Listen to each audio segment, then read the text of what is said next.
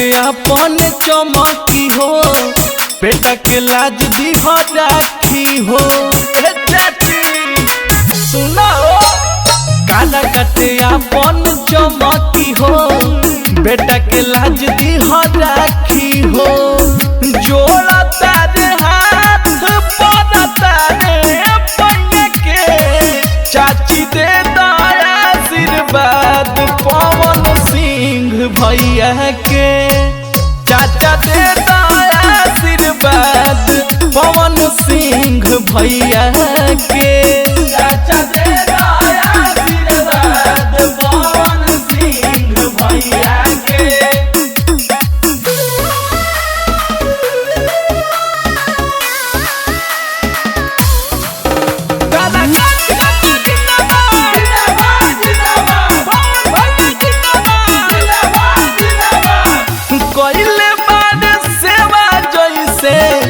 गीतिया सुनाई करेला विकास भैया गईले अब के आई।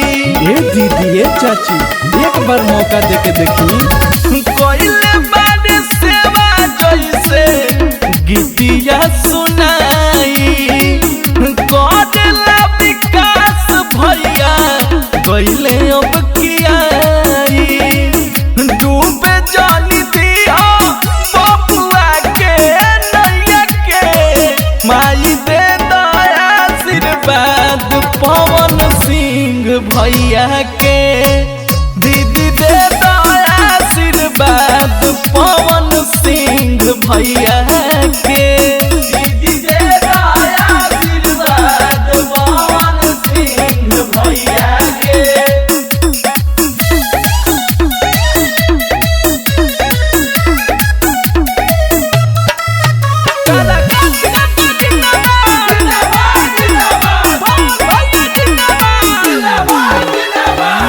माथावा पधइन का एक बेरी हाथ हो, लड़ता चुनाव दे दो बेटवा के साथ हो।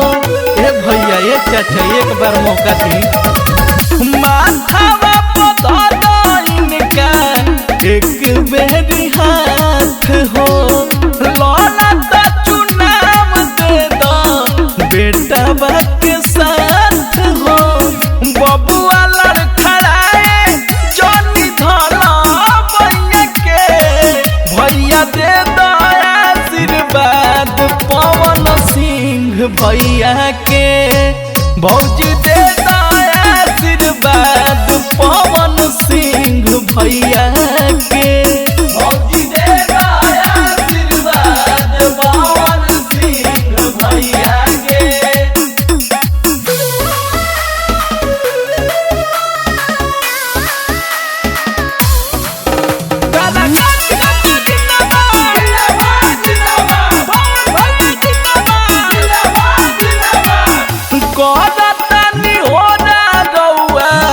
सबसे लौकुसवा जखमी जीवतिया के कर महसूसवा। करतानी हो रउआ सबसे आंगवा, जखमी जीवतिया के कर महसूसवा।